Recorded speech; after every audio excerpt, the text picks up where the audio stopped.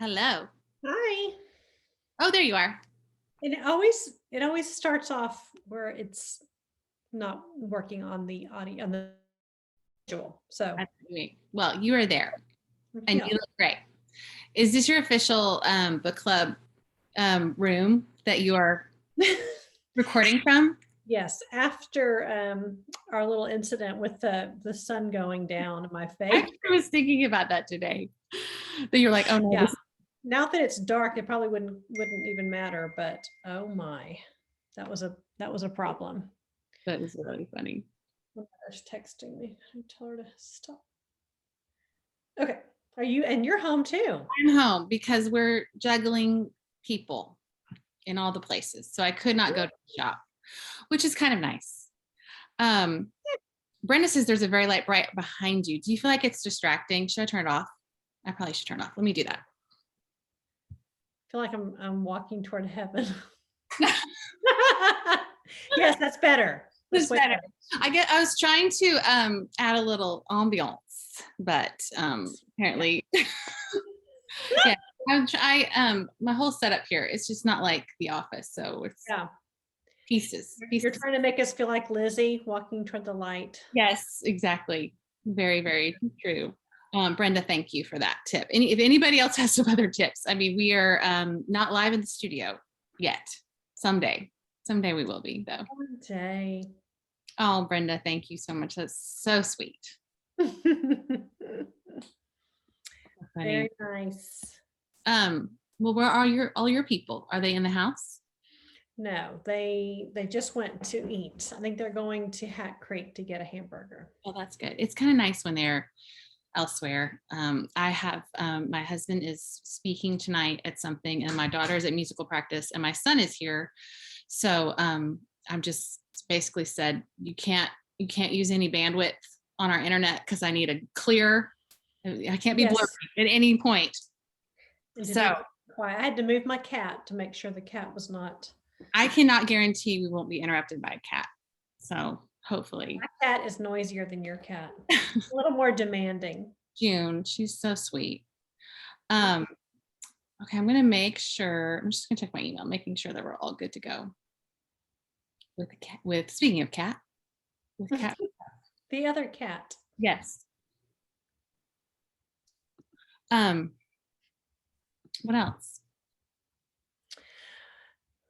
Nothing. What are you reading right now? I am reading Anderson Cooper's book. I'm still reading through it, the Vanderbilt, and it is pretty good. But it's one of those like historical books that you kind of have to read slowly.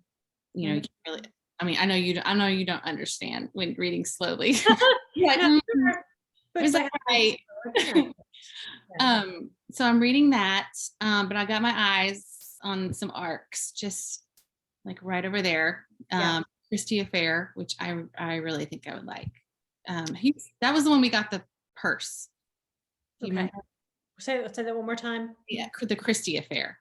Oh, the Christie Affair. Yes. They are promoting this book like crazy. So Elizabeth and myself were sent this book in a box, and it's the Christie Affair. And I really can't remember like the premise. I don't want to say it now, but it included like this beaded like clutch.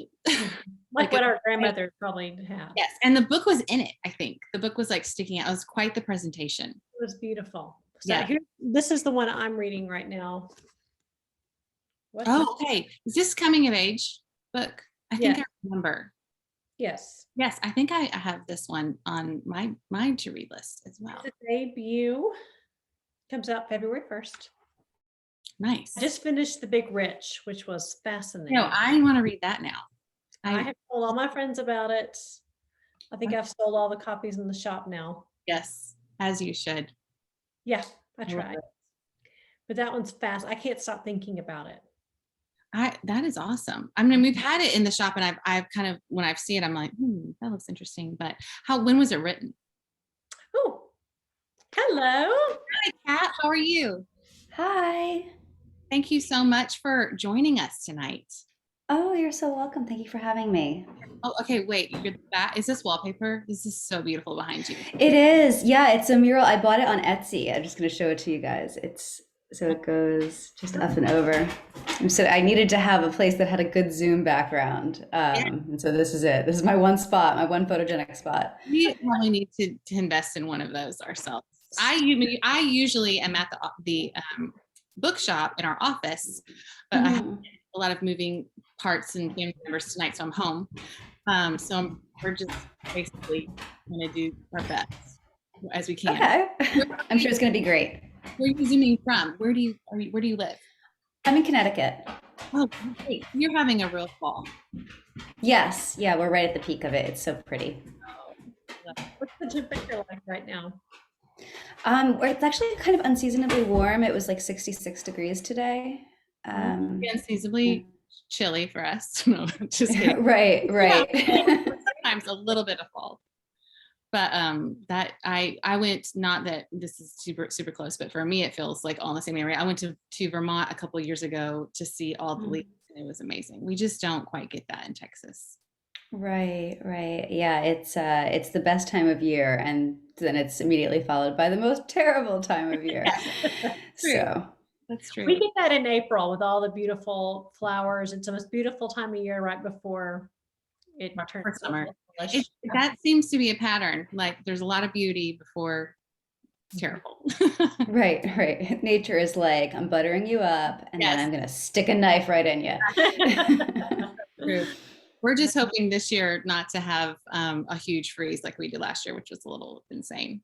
So I want it. I want it back. I think because you had power. I did not. So I didn't. Anyways, do you have a little pet around or a friend around? Yeah, we got a dog and a cat playing off camera. Okay, here comes the cat, who's gonna knock over my wine glass probably. Okay, I'm a little nervous about my animals. There we go. This is Rasputin. I love it. Rasputin loves Zoom. Buddy, don't show them your butt. That's disgusting. Come on. Hilarious. Well, we might as well go ahead and start official. Kat, thank you so much for joining us for your book. We have really been excited to talk with you, and especially with your bio, which I'm going to have Elizabeth read in just a moment. Your background's so interesting. So I just can't wait to ask you all the things. But Elizabeth, why don't you go ahead and introduce Kat for us? All right. Kat Rosenfield partnered with the late, great Stan Lee to co-author the New York Times bestselling A Trick of Light, and also wrote 2 acclaimed YA titles, the Edgar-nominated Amelia Anne is Dead and Gone and In. As a pop culture writer, has appeared in Wired, Vulture, Entertainment Weekly, Playboy, US Weekly, and TV Guide. She's also a former reporter for MTV News. Welcome, Kat. We're so excited that you are joining us tonight. I'm so excited to be here. Thank you. I love it. I read your book, I guess this summer. I love, of course, for me, you're a debut. I don't read YA. So I don't buy YA. So we're working on her though. We're working on her. There might be I've read one in the last 5-10 years. And I loved it. But anyway, so for me, you were a debut novelist, and I read this and I just loved it. Thrillers are kind of, I'm hit or miss with thrillers, but this one just really hit me the right way. And I just couldn't wait to bring it to the shop and share it with the world, or my little corner of the world. Yes, it was. I love hearing that. I feel like it was perfect for Halloween month to read it. In all of that. It was a great spooky book. Cover. Oh yes, absolutely great. So your bio is so fascinating. I'm trying to resist like picking it apart and asking you all the questions. Tell us what made you decide to become an author of books. Oh gosh. But in 2008, I got laid off from my job as a copywriter. And I was right at the start of trying to pivot from being a publicist to being a writer. You know, I thought I was going to do copywriting, and instead I couldn't do anything. I couldn't get work. There were just no jobs, and the few that were available were not going to someone like me who was, you know, trying to kind of pivot right at the start of things. So I was home with like nothing to do and just applying for stuff and not getting interviews, just, you know, very depressed. And eventually my husband said, you know, he knew that I had been working on a novel that I'd sort of set aside, and he said, just finish your book. Like, what else are you going to do? You should just do this. And so I started, you know, really kind of putting nose to the grindstone and working on that. And that ended up being Amelia Anne is Dead and Gone. That was my first book. So once I had written one, I kind of had a taste for it. And I thought, you know, that I would like to continue doing it. And I've been really, really lucky to get to continue doing it. That is so interesting. That I love. Well, I am also one of those people from like 2008 when the recession hit and you basically had to just be really scrappy, much like nowadays, where jobs, what you had before didn't turn out to what you would be doing then. So I can commiserate with that stage, but I'm glad that we got some good stuff from you regardless. Yeah.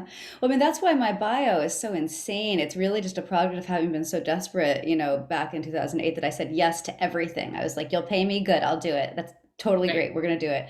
And then 10 years later, I looked around and I was like, I have the most like schizophrenic, insane work history that I've ever seen in my life. But I got to do a lot of really cool stuff. Totally. That's awesome.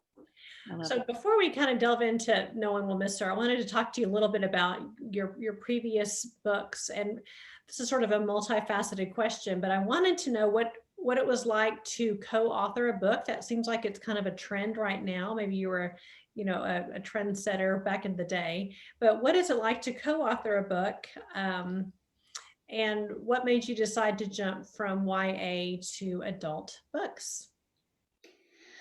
Well, what it's like to co-author a book with Stan Lee is like really intimidating and really exciting.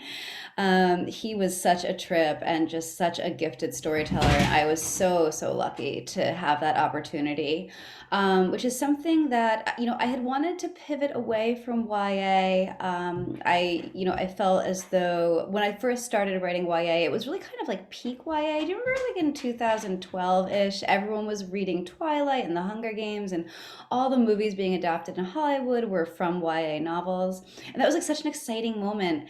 And then it sort of ended, and the genre changed, and I thought, you know, I want to be able to work on stuff that's a little bit more sophisticated and maybe a little darker, maybe a little weirder. Maybe a little sexier. And so I was looking for ways into, you know, sort of a different space than I had been previously writing in. And I guess at this point, I was already working on No One Will Miss Her. That's an idea that I got first about 5 years ago and was sort of percolating on it and letting it simmer because I really wanted to do it justice. But in the meantime, my agent was brokering a deal with some clients of hers to develop an audiobook original with Stan. And at the point at which they decided they needed to get a writer for the project, she called me and she said, I'm going to put you up for this. And it was very weird because it was in the running. It was me and then like 5 male nerds. And I just, I got really, really lucky. They decided to go in a different direction. So I beat out these guys who were kind of comic book geeks who had written like sci-fi novels and that kind of thing before, to be able to collaborate with Stan because he knew comics. Everybody else on the team knew comics. They wanted someone who had a little bit more of a history of working in a literary space, who could do character-driven work. So that was how I ended up getting that opportunity. Well, and have you always been drawn to thrillers? What made you decide to write a thriller? I love to read them. You know, when they're well done, oh, there's nothing better. And I love a spooky book. You know, I love a supernatural book. Stephen King is obviously, I mean, he's everyone's favorite, right? But he's a great favorite of mine. I love Gillian Flynn. So I think like a lot of authors, I try to set out to write books that I also would like to read. And what I end up with isn't necessarily that at the end of it, but it's sort of where I begin. Great. Well, I do have to interrupt and say, who's your favorite Marvel character? I love Ant-Man. Okay, that's not what I would be like. She looks like Wonder Woman. It's got to be Wonder Woman, but Wonder Woman is DC. okay, my husband will about that one. Oh my gosh, well, I won't tell anybody. Don't tell anybody. But no, Ant-Man, I'm very entertained by him for two reasons. As a writer, I think he's a fascinating character because he presents such a challenge. You've got a guy who shrinks, and so you're starting with this challenge of, how is he gonna not die within the first 5 seconds of whatever he's doing? But the other thing about Ant-Man is I was a teenage girl in the 1990s, and I have certain feelings about Paul Rudd. All you. Just That's right. The never aging Paul Rudd, for sure. yes. That is so great. So tell us how you got the idea for the story. Okay, so the germ of it is this song by a band called the Mountain Goats. It's called No Children, which was actually the working title of the book for a long time. And this song is about a horrible divorce. This couple have been together for a while. They probably should never have been together, and they've created a relationship that's so toxic that it's poisoned not just their lives, but all of the other relationships that they have with other people. Everyone's just kind of sick of them and wishes that they would break up. And they are ending their marriage, but they're both still clinging to it because once that's gone, they really won't have anything else. And there's this line in the song where the singer, the husband narrating, describes himself drowning with his wife, hand in hand, and the two of them are just clinging to each other as they die in the sea alone because there's nothing else to hold on to. And I was really, really fascinated by that. It was such an image, of two people kind of at the end with nothing. And, you create this world when you are in a marriage, even if it's a bad marriage. You have this like little planet that you inhabit, just the two of you. So to bring that to an end, especially when it's, a kind of a toxic morass, I think there was this question of, well, how do you get out of that? What happens? And one of the answers that I came up with was, well, somebody has to die. So that was where I started. And then from there, I got interested in, there's a lot of other stuff that I sort of gathered together, including some of the stuff that I approach in my work as a journalist. I write about culture. I write a lot about the issues that affect women online, these sort of selves that we create and then show to other people and hope to get approval for. And it might not really be the real you, but once you've put it out there and that's what everyone is reacting to, it doesn't really matter. So this issue of identity and, who are you? Who are you really? Does it matter who you are really when everyone believes you're something else? That's obviously very central to this book. So being able to kind of play with that against the backdrop of this really, really toxic marriage, that gave me a lot of room to kind of, find an interesting story. So cool. That's awesome. I love it. Yeah, I think, I read a lot of books and I read a lot of thrillers, and a lot of them, I don't know, they kind of tend to like each other. But what I really, really loved about your book was the idea of Lizzie just sort of being a forgotten, discarded person. And she couldn't escape her background, things that happened to her in high school. She stayed where she was. Even as old as she is, they remember her as a high schooler.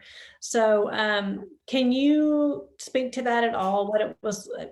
What your thoughts are about Lizzie as a person and how she is sort of this invisible, forgotten, cast aside member of her society?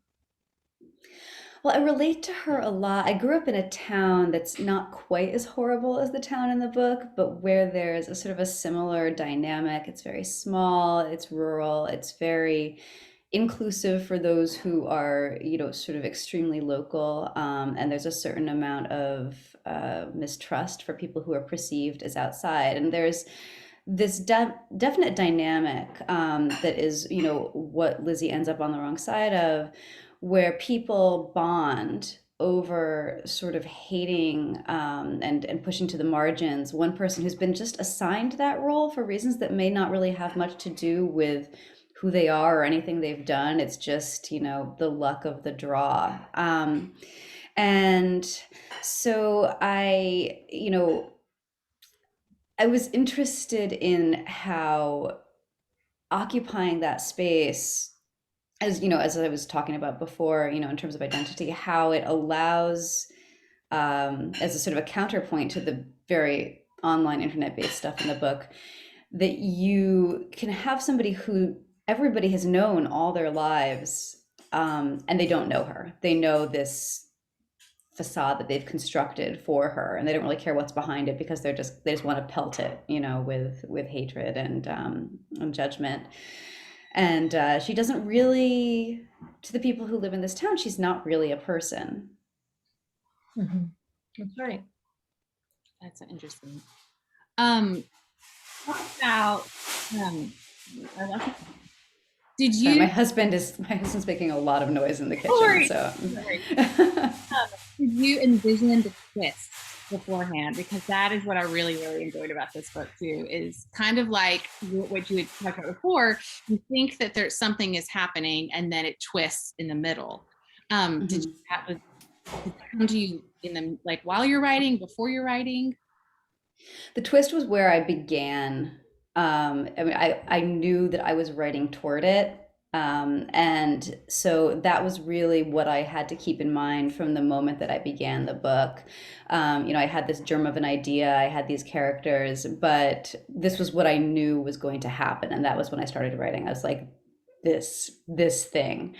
And then the challenge for that, you know, because it does come in the middle of the book, and I wanted to do that because I love that in a book. It's one of the things that I loved about Gone Girl was that you hit the twist, but the twist is not the point. The point is what happens to these people after that. So I did have to keep it in mind. I think that the challenge of writing toward a twist like that, because anybody who reads thrillers knows that there's going to be one and they know that it's coming, but they don't know when and they don't know what it is. So as an author, the challenge is then to put the twist at the center of a labyrinth that you construct, and you lead the reader through the labyrinth in such a way that they can't see what's coming. They can't see the monster lurking at the center of the maze. If they read a lot of thrillers, they may be able to anticipate that it's there sooner than you might prefer as an author. But even if they do, the journey into the center of the labyrinth has to be interesting in its own right. You know, they have to enjoy the ride, so that even if they know what's coming, it's still not a rush to get there. And then after they get into the center of the labyrinth and they encounter the monster, they and the monster have to then leave together, just to like bring this metaphor as far as it can possibly go. When you have the twist in the center of the book, you know, the reader is still there. They're going to find their way out alongside the characters, and hopefully they're still along for the ride and they're still interested in what's going to happen with these people. I absolutely loved it. I thought it was so great. It really became like a new book to me too when it happened. Oh, okay. Because it, like you said, Gone Girl really reminded me of Gone Girl, which I loved. Mm-hmm. Yeah. Right, Elizabeth, you're up. I think you're up. Oh, okay. So Lizzie to me is kind of, I would be interested to hear what other people think. So if you want to type your thoughts in the chat, or if you have a question for Kat, feel free to do that too. We usually announce that right when we start, but I think we were so excited to talk to Kat, we just dived right. So Lizzie to me, I feel like I had mixed feelings for her. And when Elizabeth and I sat down and talked about what we both felt, we differed. So it's interesting that she is a sympathetic character behaving badly, which I always think is a very interesting type of character. But the idea that I will tell Elizabeth, I kept wanting her to get caught. I wanted it to just happen. And Elizabeth, I think you were like, no, I wanted this to keep going. I would love to hear what other people think. Yeah, I thought I wanted her to, she had such a crappy life, finally get some justice and finally be able to get free from her horrible life. So maybe not in real life, but in fiction, I'm glad that she seemingly got away with murder. Like that, does the end justify the means? I just thought she was really, really interesting. And as far as like character building of her, was that something that you considered, Kat? Like how do you juggle that as far as like making someone bad sympathetic? or doing? So what I like to say about this book is that you have people who get killed, but you do not have victims. Nobody in this book is a victim, or at least not completely a victim. So, Lizzie, obviously, she does a really bad thing. Um, and I think that, by the time you find out that she's done it, you've unwittingly, you've been hanging out with her, you've learned to hopefully like her, or at least, sympathize with her, understand who she is and why she is the way she is. So that it's not completely outrageous to you that she's actually still around and still living this life. But she also doesn't end, it's not like a happy ending for her. At the end, she's completely alone. She's managed to adopt this life that looked great from the outside. And then she's discovered that actually Adrienne was a miserable person who didn't have a single intimate connection or intimate friendship in her entire life. All of her relationships were completely transactional. So she's just alone in this house, where, that belongs to people who are not here anymore because of her, with a pile of money that offers kind of cold comfort. And, this is the life that she took literally, and there's only so much she can do with it. So I think there's an interesting question, about what happens to a person like that, sort of a be careful what you wish for scenario. Absolutely. We have a really good question from someone. Kelly Owens in the Q&A says, did the idiom "don't cut off your nose to spite your face" have any role in the character having her nose cut off, since she says she, quote, had it coming? Let's see. I was thinking of that a bit. I wouldn't say that I was writing explicitly to it, but I spent a lot of time thinking about not just that idiom, but also how it plays in. Have you guys seen the movie Seven? It's really gruesome. It's from the mid '90s. I'm Um, scared from it, yeah, probably. yeah. So there's a part in it where a woman's nose is cut off, and it's just kind of like it's understood to be this really horrible crime, and it's something that, like, it's very personal to do that to somebody, obviously. And so I think the big thing about the nose is that it creates an intrigue right away. Why would somebody do this to somebody else? It seems like the kind of thing you do to somebody you hate. So, there was a lot at play there. Part of it was that, yeah, you're going to be thinking of that idiom and what it means to you. Maybe you're thinking of the movie Seven.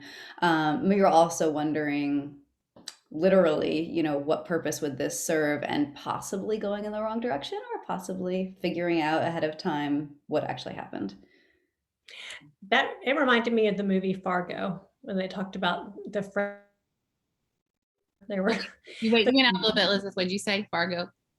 Say it I again. said this reminded me of Fargo, and not, I mean, now that you say Seven, that makes sense too. But when at the very end of the movie Fargo, when the bad guy was putting the wood chipper, just like the garbage disposal part, it reminded me, like, this book sort of reminded me of Fargo and Twin Peaks, just sort of that quirkiness about it, and I loved it. So, Oh, that's a great compliment. yes. I wanted to ask you a little bit about, of course, this is a murder mystery. So, of course, there's going to be a police procedural aspect to the book as well. Can you talk about your research into the police procedural part of the story? Yeah, I was able to connect with a man who's a state trooper in upstate New York, where I'm from, or he was rather. He's retired now. He rides bikes with my dad. So I called him and I just peppered him with all kinds of questions about, when you would investigate a scene, what would you do, and what would you see, and he offered me a lot of interesting procedural insight. He also gave me, there's a point in the book where somebody describes a really terrible facial wound as cherry pie, and that's his coinage. I was really fascinated to hear that come out of his mouth, because it's not something I would have thought of. But I think cops do develop this sort of dark sense of humor where, they can talk very casually about that kind of thing. And I actually had a great moment where I was asking him about how literally just kind of the nitty gritty of how you would investigate stuff like this. Because obviously, I'm not writing a handbook for investigating a crime, so I can fudge details if I want to, but I also didn't want it to ring completely false. So, I called him up and I said, if you thought that you had like a suspect or somebody you wanted to kind of take by surprise and you wanted to ask them questions, would you call them to tell them you were coming, or would you just show up at their door? And he was like, I would just drive down and show up at their door. And I thought I would be the most amazing police officer detective, because that's exactly what I would do too. So yeah, it was very vindicating, my secret dreams of maybe someday solving crimes. You can add it to your resume. That's, I mean, what else could go in there? That's just what you're needing. Absolutely. Okay. Brenda has a question, and this was something that I wondered too. She asked if the autopsy would have found the glued on mole, because I was thinking that too when he was like supposed to go like witness autopsy and they were trying to call him, and I was like, oh, they found it. They found it. And also there were things I felt like Ian Bird should have picked up on, like when I think Adrienne's like, oh, baseball, I don't know what that is, and then he sees Lizzie / Adrienne later watching the baseball game. Like, to me, I was like, why wouldn't he have seen that? Not, I guess I have high expectations for him. Do you ever figured out who she really was? Well, I did actually write it both ways. I had a scene, at the end, he's driving away, and I considered having the book end with him realizing. And I decided not to. And I feel good about that, but I can definitely see how it could have played out the other way. I'm fond of Ian Bird. I think he's a very good detective. He just saw an opportunity to close a case. And something, I don't know if you guys listen to as many true crime podcasts as I do, but something that I've discovered from listening to them is that the notion of a dogged cop who will stop at nothing to find the truth, even after he's sort of lost the support of his department, even after it's completely possible to close the case, doesn't really happen that much, because police are really overworked. They have a lot to do. And if they can clear a crime, then that's really what they want to do, so they can move on to something that's still open. The mole, I was assured by my medical source that it would have stayed stuck on and nobody would have noticed. Gorilla glue is a hell of a thing. I was wondering about it for sure. But what you said about the idea that we hold, I guess, watching shows or whatever, that he will stop at nothing, really is far from the truth. And I'm a huge fan of The Wire, and one of the seasons of The Wire, they talk about how they just really want to say, like the mayor wants to say, 10,000 murders were solved this year. And so if they would do almost anything to pin it on somebody so that they could say it was solved. And it made me, when I was reading this book, and there was almost like, I can't remember if there was a character, but there was almost a calling or a prodding for Ian to be like, yeah, just clean this up. Like, this is an easy thing to solve. It reminded me so much of that, which I feel like really is probably, even though we want the police, if we were murdered, we would want the police officer to, go never stop trying to find who actually did it. Like, yeah, interesting. Cool. Is it my turn, Elizabeth? It's just done. Okay, so I was fascinated with the idea that nobody recognized that Lizzie was not Adrienne. And then just the idea that you could keep a secret. And do you think it's possible, or did you think about this writing the book? Is it possible in this day and age to get away with something completely? Take someone's life, never be caught in this stage?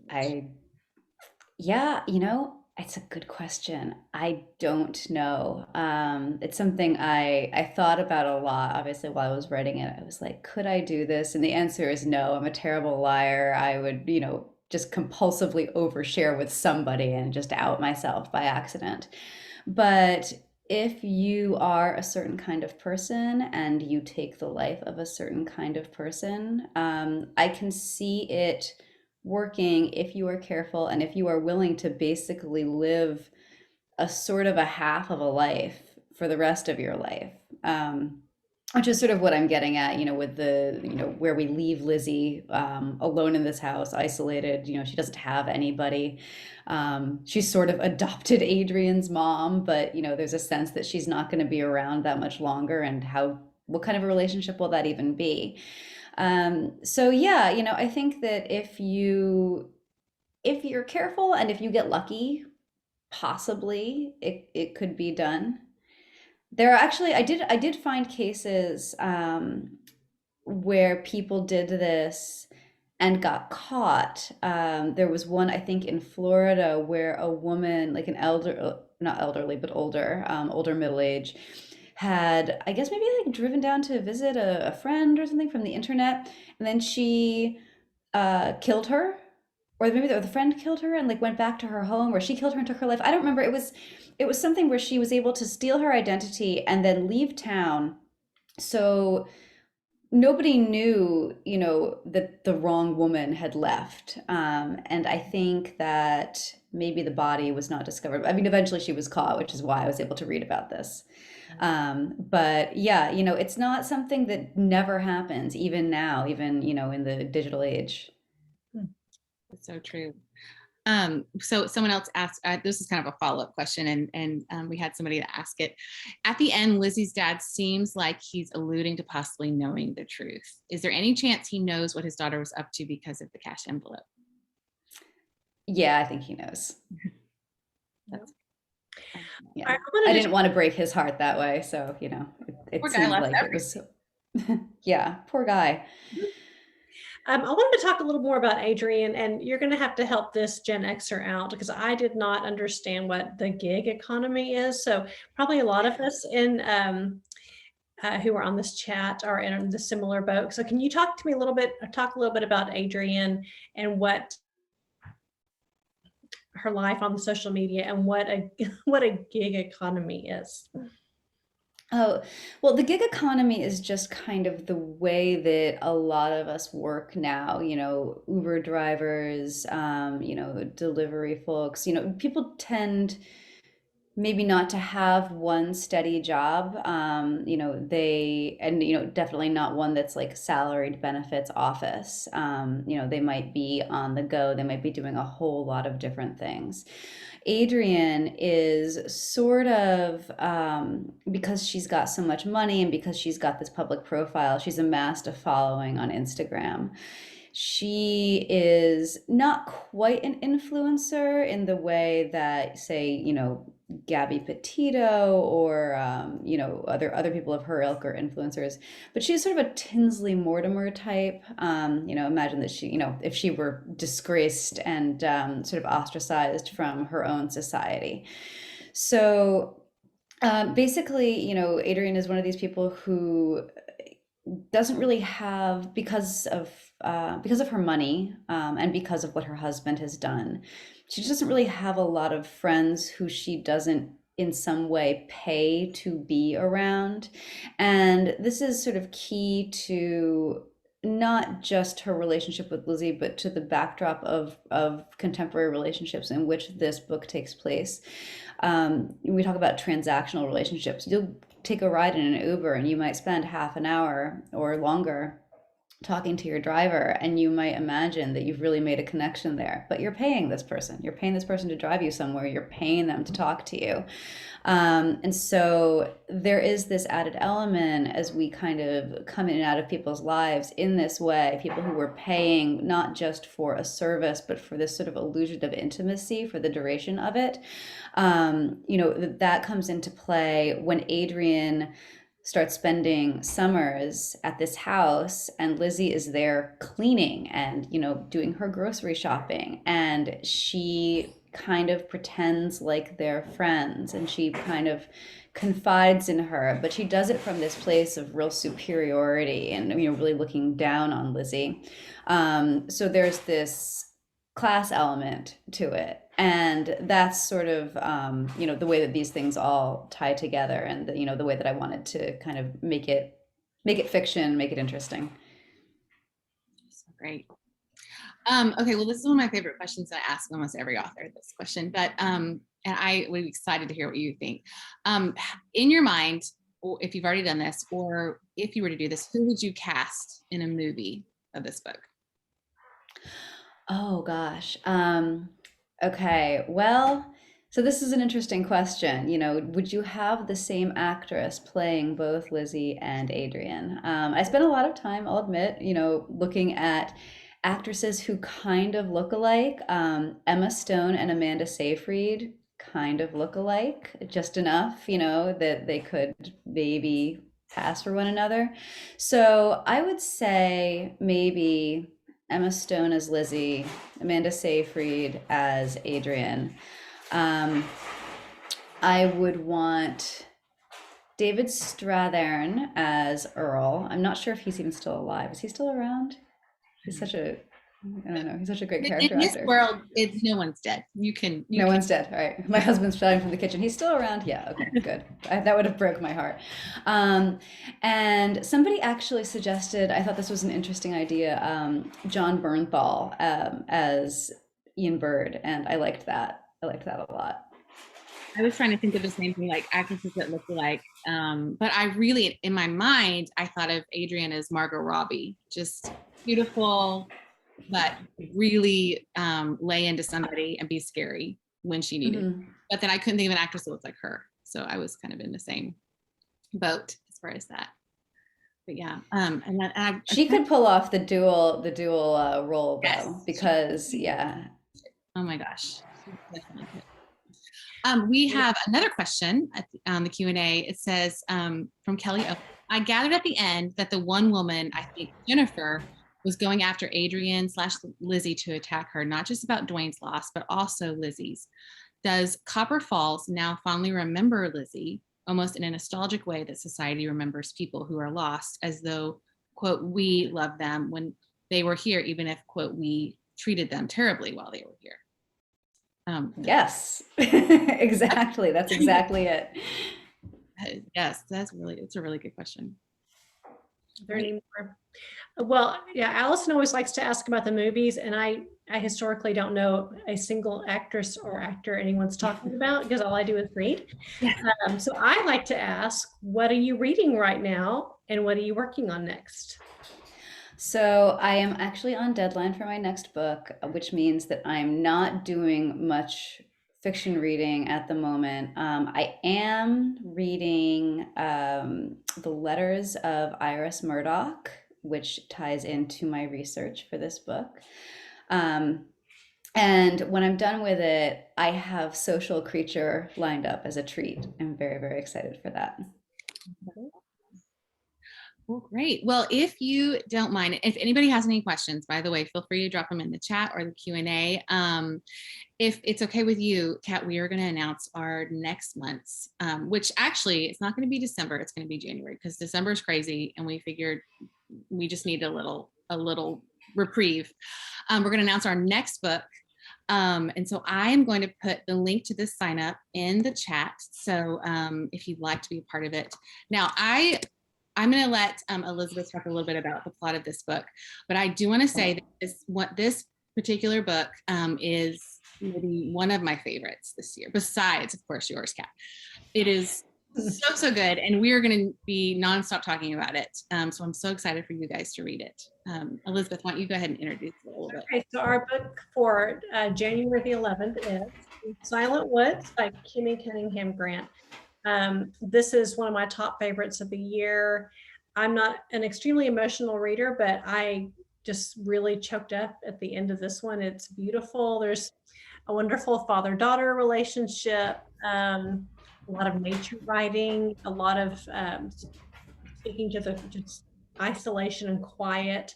It's sort of a little bit of a quiet thriller as well. There's a little romance. There's kind of a little bit of everything. But it is just a stunningly good book, and it comes out this Tuesday. So be looking for it and be ready to discuss it with us with Kimmy in January. Yes, we have ordered tons of them. We're going to be ordering tons more. It is just such a wonderful book. But before then, because we're not doing a book club next month, we are going to be doing what we started last year, which is Fabled Faves, which is our Oscars of books that we have read this year. So if you've been a part of us during our seasonal previews where we talk about the best books coming out that season, this will be one of those where we will talk about some of those books, but we'll also talk about books that we did not mention in those. So it will not be necessarily what you expect. But I'm going to put that sign up for that Zoom in the chat as well. So if you want to sign up for both, we would absolutely love it. But yeah, but if anyone has any other questions, feel free to quickly put it in the chat. Kat, we've so enjoyed having you and just your exciting background. And I can't wait to read what you have in the docket next for us. Oh, thanks so much. Yes, thank you, Kat. Yes. All right. Well, you guys have a good night, and we'll hopefully see all of y'all, if not December. See you next month. Bye. Okay.